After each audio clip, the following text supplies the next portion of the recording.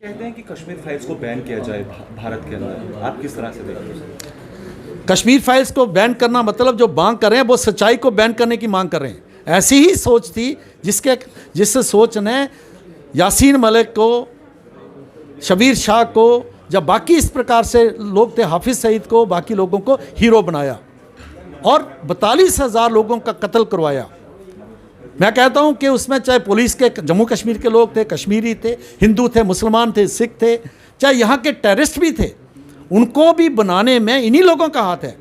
चाहे वो सेपरेटिस्ट हैं, चाहे वो पाकिस्तान है, चाहे इस प्रकार की जो बात करने वाले हैं, वो 42,000 लोगों की हत्याओं का मुकदमा इन पर चलना चाहिए। ये जिम्मेदार हैं भारत के खिलाफ जो इन्होंने देशद्रोह किया है। एक जो लड़ाई जो है जिसको प्रॉक्सी वार कहते हैं, उस प्रॉक्सी वार का ये भी हिस्सा थे, उसी दायरे में इसको लिया जाना चाहिए। की जो डेस्परेशन है, जो उनका जो है बोलो, उन्होंने अपना सारा खोया हुआ है, अपना आधार खो दिया है और कश्मीरी भी उनको तरफ सुन नहीं रहे हैं।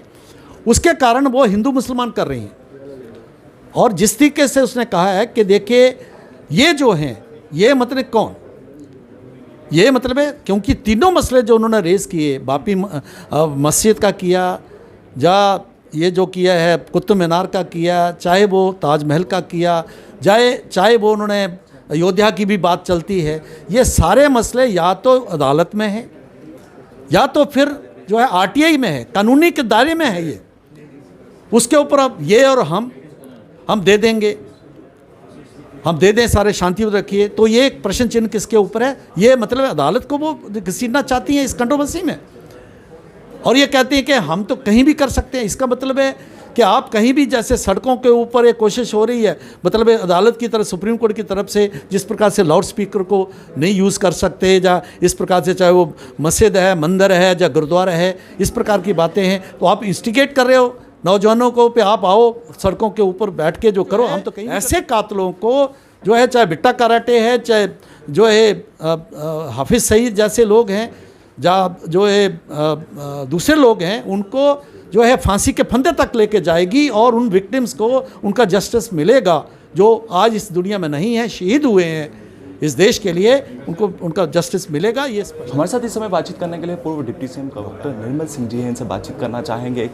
किस तरह से देखते हैं, हालांकि पाकिस्तान का अगर जिक्र करते हैं तो पाकिस्तान ने डिलिमिटेशन की रिपोर्ट पर जो है वह नकारा है, और उसके साथ साथ महबूबा मुफ्ती का जिक्र करते हैं तो उन्होंने भी कहीं ना कहीं केंद्र सरकार पर निशाना साधा है। सर बहुत बहुत स्वागत है, आप किस तरह से देखते हैं? बहुत बहुत धन्यवाद, बहुत बहुत धन्यवाद। सर किस तरह से देखते हैं, महबूबा मुफ्ती हो या फिर पाकिस्तान का जिक्र करें तो डिलिमिटेशन की रिपोर्ट को जो है उन्होंने नकारा है?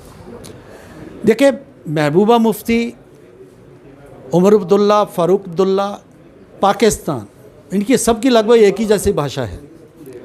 अगर यहाँ क्वेश्चन मार्क लगाते हैं डिलिमिटेशन कमीशन के ऊपर, तो बिलावल भुट्टो यूएन में भी लेटर लिखते हैं, तो एक टूल किट का ये हिस्सा लगता है। मैं इनको बता देना चाहता हूँ कि देखिए आप, और ख़ास तौर पर जो हमारे यहाँ के नेता हैं, कश्मीरी नेता हैं, कि आप भारतीय संविधान के तहत जो जितनी भी बनी हुई कॉन्स्टिट्यूशनल बॉडीज़ हैं उसके ऊपर प्रश्न चिन्ह लगाते हैं, पार्लियामेंट पर लगाते हैं। जब 5 अगस्त 2019 के ऊपर जो है 370 और 35A के बारे में पार्लियामेंट कोई फैसला लेती है, सुप्रीम कोर्ट कोई बात करती है तो उसके ऊपर लगाते हो, डिलिमिटेशन कमीशन जो है कोई कार्रवाई करता है उसके ऊपर आप प्रश्न चिन्ह लगाते हो। तो आप जो हैं भारतीय व्यवस्था जो है, जिस कॉन्स्टिट्यूशन की आप दुहाई देते हो, उसी पर प्रश्न चिन्ह लगाते हो, तो ये स्वीकार नहीं करेगा देश, और इसको देश ही नहीं करेगा, जम्मू कश्मीर के लोग भी नहीं करेंगे।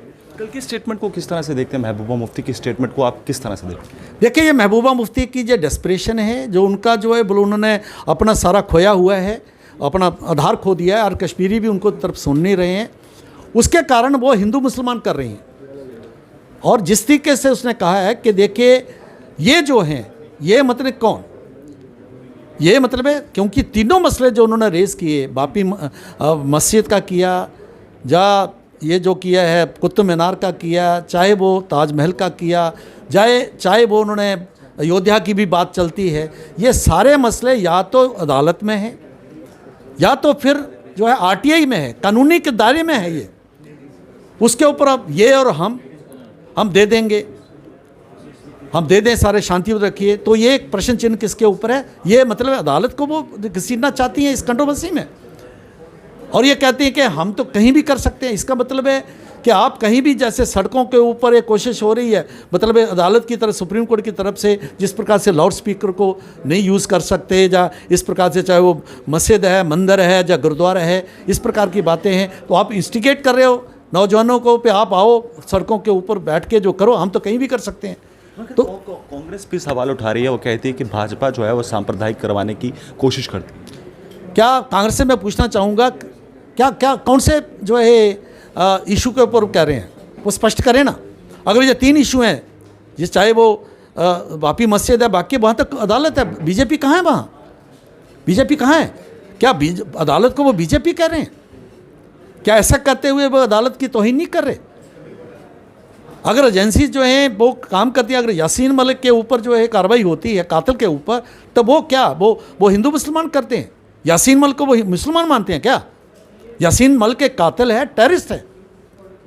एक तरफ तो कहते हैं कि किस धर्म का कोई रिलीजन नहीं होता, और दूसरी तरफ जो है अगर टेररिस्ट जो मुस्लिम जो है जो मजहब से संबंधित जो अगर लोग टेररिस्ट हैं तो वो टेररिस्ट हैं। तो इसलिए भारतीय जनता पार्टी इस प्रकार की टेररिज्म का कोई रिलीजन है इसमें विश्वास नहीं करते, लेकिन टेररिस्ट है, उसी दायरे में उसको देख रही है, उसी दायरे में कार्रवाई हो रही है। आपकी और बहुत महत्वपूर्ण सवाल, यासीन मलिक ने भी अपना गुनाह जो है वो कबूल किया है, आप किस तरह से देखते हैं? और ये 3 परिवार पिछले 70 साल से जो है इसी फिराक पर चल रहे थे, और आप क्या कहना चाहते हैं? देखिए, यासीन मलिक के पास और कोई चारा नहीं था।